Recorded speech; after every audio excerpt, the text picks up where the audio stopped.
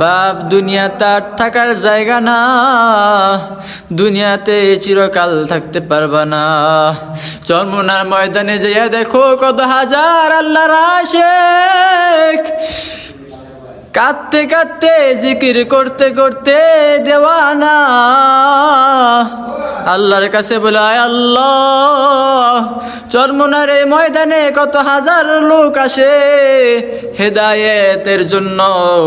আল্লাহ, তোমার জাহান্নামের কঠিন আযাব থেকে বাঁচার জন্য আল্লামা ফয়জুল করিম হাফিজাহুল্লাহ, রেজাউল করিম হাফিজাহুল্লাহ যখন আশিক আর মাশুকের বয়ান দেয়, হাজার হাজার মুজাহিদ মুরিদান নিজেদেরকে ভুলে যায়।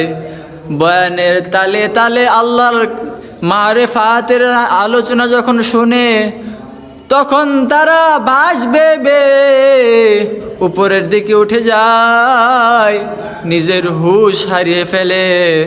আল্লাহর মোহাব্বত নিজের জন্য ইখতিয়ার করো হে বান্দা। যদি তোমার হৃদয়ে আল্লাহর মোহাব্বত পয়দা হয়ে যায়, তাহলে দুনিয়াও তোমার, আখিরাতও তোমার।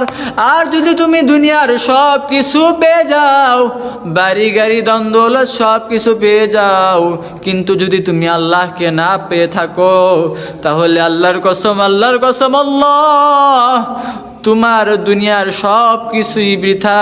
তুমি যা কিছু পেয়েছো সব কিছু বৃথা।